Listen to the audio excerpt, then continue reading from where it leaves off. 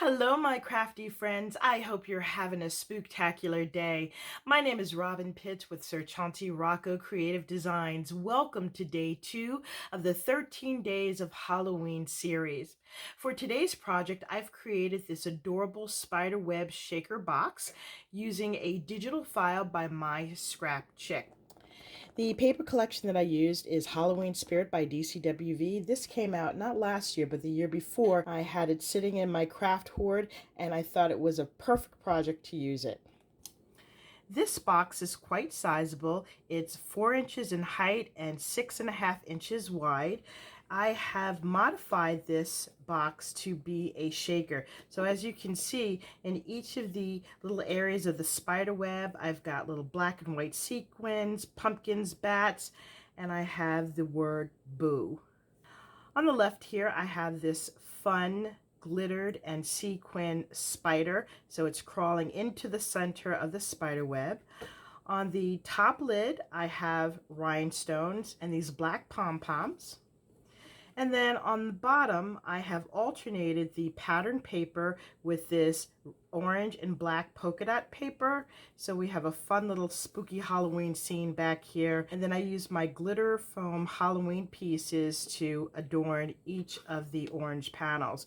So these have fun little orange rhinestones. On this side it says boo, and we've got little rhinestones in the center of each letter. We have a spider web here and one of these gemstone spiders. And then last but not least, we have the word eek. Let me show you the inside. This is quite sizable. You can include a Halloween gift such as socks, or you can use this as a candy bowl, and that's what I plan to use this for. I'm going to put orange crinkled paper in the bottom and then fill it up with candy. This project is very easy to make. I'm going to grab my materials so that we can make this together. I'll be right back. I've gathered the materials to make our spiderweb box. In your digital file from MYSCRAPCHICK, you will have 2 pieces that look like this, and to save time I have gone ahead and added in a decorative layer. So you'll have 2 smaller pieces that look like this, and this will make the lid. You'll have your spider web, a decorative panel, and then liners. You'll also have 2 larger pieces that look like this, and this is for the bottom of the box.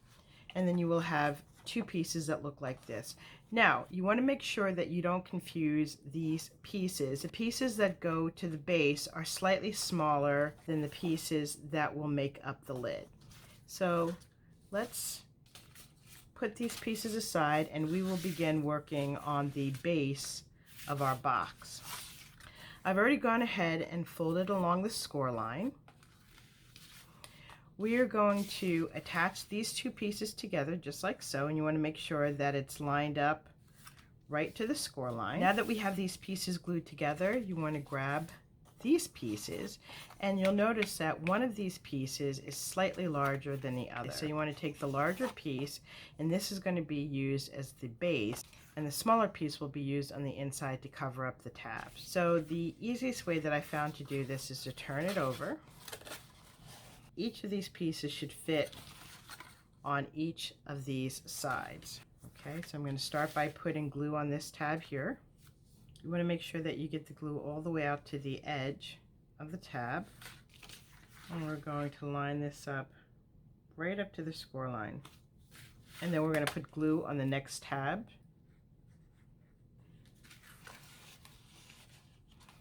And then you can go ahead and glue the rest of the tabs in. So I'm going to glue that on right now, and then I'll be back once I've finished. I've glued on all of the tabs except for this last one, and then we have a tab right here. This tab is going to be glued on the inside to close up the box. So let's add glue to this final tab here, and then we'll add glue on this tab here.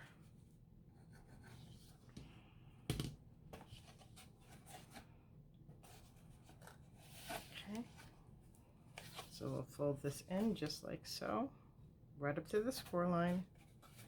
And with each of the tabs, you want to make sure that you take your bone folder and burnish all of the edges. Make sure all the tabs are glued down. Now that all the tabs are glued down and the box is complete, you can flip this over, and we're going to glue this panel on top. So not only does this cover up the glue tabs, but it also gives the box additional stability. Our base is now complete, so let's set this aside and we will work on the lid. Similar to the base, we're going to glue these panels together.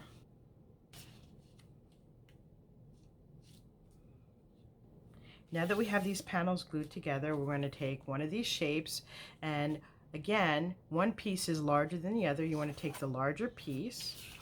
Let's flip this over, and we're going to attach it just like we did for the base. Okay, each of these panels will be glued to each side of this lid. Now that we have the lid complete, we can set this aside, and we want to work on the shaker component. In your file, you will receive this spider web. To create the shaker element, you need some depth so that you can put the sequins in, and then they have room to shake around freely. So what I've done is cut this spider web out 10 times. You can fit 2 of these spider webs on one 12 by 12 sheet, so you only have to cut it out 5 times, and then I've layered it to give it the thickness that I want. Now what I've done is I've layered all of them together, and then on the top I've added in a piece of acetate, which is this size, and then I've added in one additional layer of the spider web. So let's turn this over, and I have a variety of sequins. So I'm going to add in some of these table scatters and sequins randomly. I've gone ahead and added in sequins and table scatter in each of these areas. I'm now going to glue this part onto the top to seal in the sequins, and I'm going to use this black and white dotted print as the backdrop. So I'm just going to glue this on just like so. My sequins are all glued in, and there's a nice tight seal. We can attach it to the lid just like so.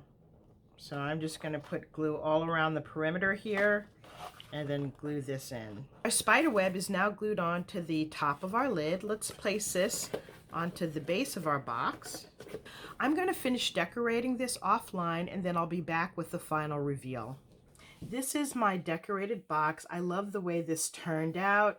As you can see, we have all of these fun shaker elements on the top. I added in this sequined glittered spider, and then this fun rhinestone on the trim, and these black pom-poms. Every other panel has a word that says boo. This has a spider web. This says eek. And this has fun bats in it. This was so much fun to put together and makes a wonderful gift presentation or a perfect addition to your Halloween home decor.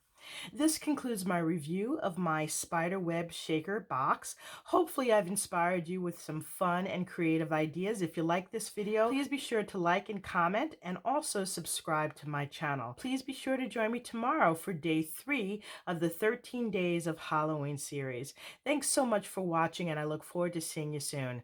Bye for now, and happy Halloween.